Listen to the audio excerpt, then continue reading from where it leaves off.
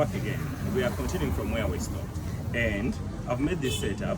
It is flat to help me make measurements and demarcations for the areas which we are going to cut, so that we end up with a small area for us to route out, and then we shall move on to the carving bit from that.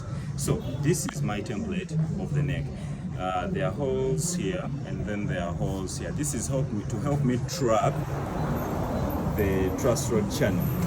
This same neck, let me just call it a neck, it has a line to the center, and this line is going to align with the line we drew in part 1. If you didn't watch part 1, you go back and watch it. This line has to align with that line that we had demarcated on our neck before routing out the truss rod channel, and that is to help keep a precise measurement of our neck, so that, because we see when it comes to guitars, even a small deviation in the measurements can cause a very big difference in the outcome. So we need as much precision as we can, and this line will guide us, and these holes will also guide us, so that we keep our truss rod to the center and our neck template also to the center.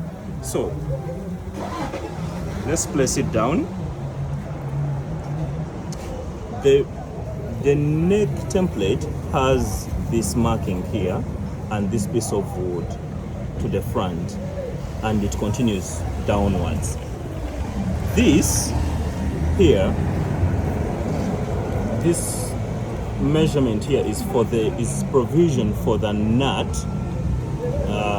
So we leave it, we provide for it when we are marking, so that when we are done cutting, we have room left for the nut to sit in on our neck. We don't want the nut to be sitting on the on the headstock of the guitar. If you don't provide for this space, let me bring the camera closer. So this here is our nut. So when we are marking, we are going to make provision for it. Our fretboard will start from here onwards, okay?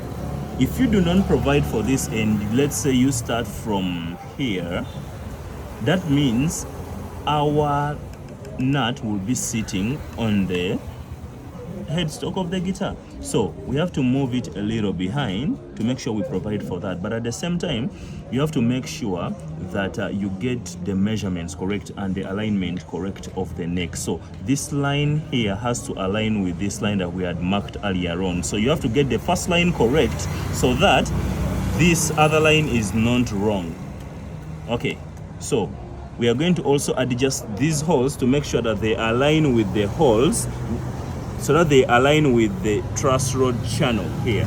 Okay, so we have placed it on top and it is flashing over there, and our line this side is guiding us, and then we can come through and mark that area.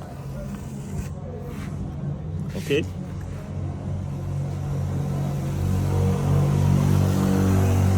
mark that area. So we will end up with this, and all this is west and all this is offcut. So we're going to use our jigsaw next. We're going to use our jigsaw next to cut off this excess area to some point around here, and also up to this side, and then we shall use a miter saw to trim off this west in this area. Okay, so let's get going. Let's put that to test. Safety first. Always make sure that the wood that you're cutting is clamped to one place. Otherwise, when it keeps moving, the machine is going to end up cutting you. So we have clamped our wood in one place. It's very firm. I've had this clamp for maybe, this was the first clamp I got. I love it. I got it from Inco, and their tools, they are good. I can recommend them if you're looking for affordable tools that are good enough for woodwork and metalworks as well. And I think they have machines in other fields. Please try them out. It's a good brand for a fair price. So, like I said earlier on, we are going to trim off this area of the neck because we don't need it.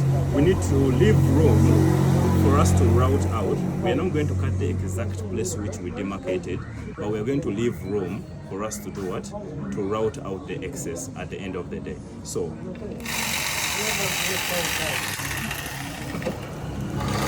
oh, wait a minute, I forgot, safety first.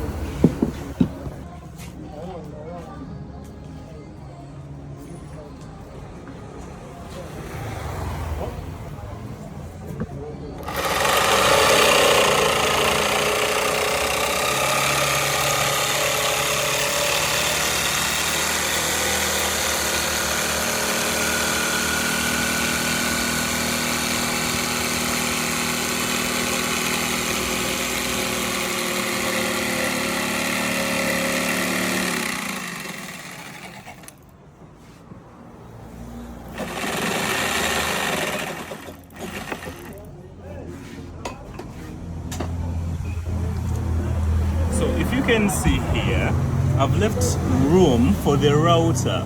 This here,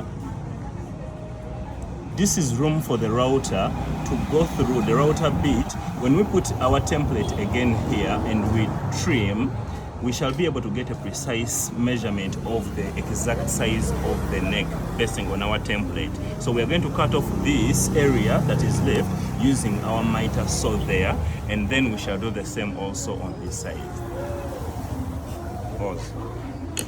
So, like I promised you, we have our neck trimmed up to this point, and now we're going to use this miter saw to trim off the excess, okay? And this is it. So, preferably, I always would like to set my miter saw to about 3 degrees or 4 degrees. Normally, if you have a table saw, it will do the same thing if your blade can come up high enough, but I don't have a table saw. Or if you have a band saw, it can also do exactly the same thing. Actually, if you have a band saw, if you have access to a band saw, I highly recommend this. It will give you much more precise and one-time cut as compared to a table saw. Even the miter saw can do it, but a band saw would have done it better. So I'm going to set the miter saw to about 5 to 3 degrees, and then trim off 5 degrees this to one end, and then we shall also trim off the other side. It leaves us with less material to work with when we are carving the neck. So in this video we may not be able to cover the carving of the neck itself. Probably we shall make another video about that, but you can see that this is starting to look like something that is familiar and workable with. So let's get to this.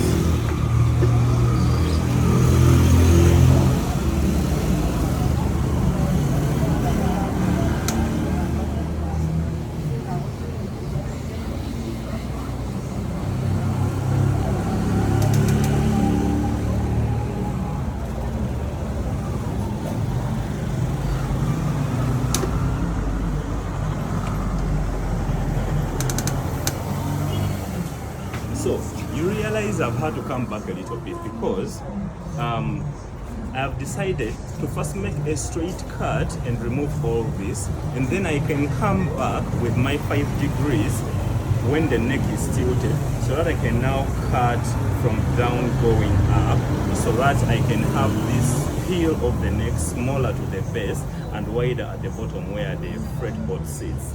Okay, so let's make the straight cut first, and then we can move on to the next thing.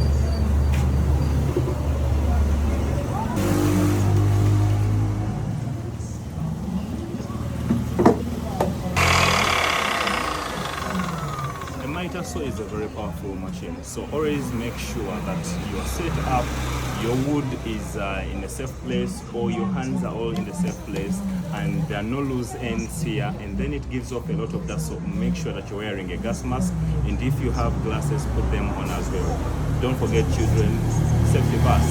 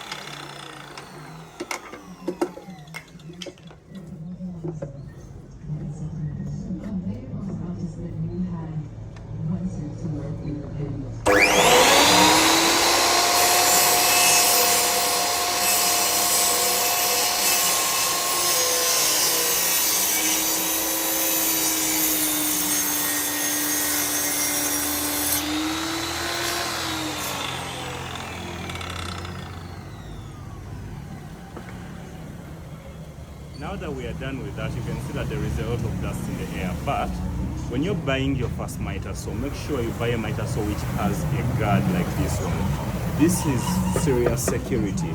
This machine cuts so much that you could very easily, in a blink of an eye, lose your fingers. So that's why I recommend this brand in case you're looking for something that is on a budget, a tight budget, or maybe something that is affordable, but it gets the job done. The cuts are very precise, and the price is fairly okay. So I recommend it for your woodworks and all that. So back to the video. If you're done cutting and trimming your neck to this size, you see it is starting to take shape. We are going to come back down to the base, and we are going to trim more of this so that we don't have all this material to work with when we are carving the neck. For example, when you look at this, we have all this material here and here to work with. Okay, so we are going to trim it off to make sure that we reduce the load of work that we have to deal with. We are going to use the miter, so when we have set it to about 4-5 degrees, any of the two that works for you is okay, and then we shall trim off. But when you're trimming off, make sure you're careful not to reach down here so that we don't remove our excess material which we left on the sides for the router bit and the next cut which we shall make while setting up the neck for carving. So let's get to this first. The machine is set now and we are ready. Someone asked me, is this an advertisement for Inco? No, it's not. This is not a sponsored video. Just to be sure, just for you to be sure, you may think, no, this is an independent video. I've used these machines before. As you can see in my workshop, I have many of their equipment, but I also have other brands like Makita, Bosch, and DCA. Depending on the machine and what I'm going to use it for, I select my tools based on that and the budget as well. And I've tried this and it works for me, so that's why I can confidently recommend it. So let's get to work. We're going to cut off the 5 degrees material that is in excess, and then we shall reduce our workload, and that's what we're doing now.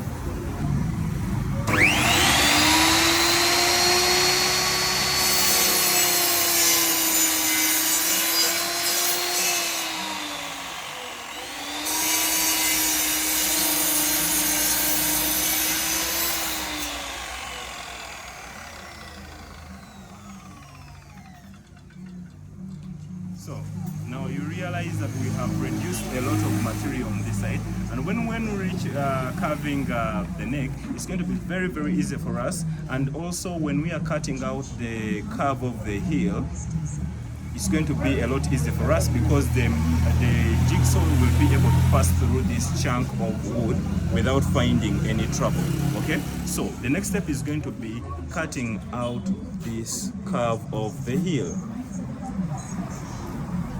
I have a hack that I normally use, and I use masking tape because it is carved properly and circular in shape. There are other things you can use. If you have a wide bottle top cover, you can use it, but I find my masking tape to work for me much more preferably. So I measure about 3 centimeters from the end of the neck to about this area, about 2.5 centimeters. And then I use my masking tape for consistency to draw that curve which we are going to cut out. So all this becomes waste material for us. So let's do this, and then you see what comes out, and then it will give you a much more clear picture of how this neck is going to become. Let's do it.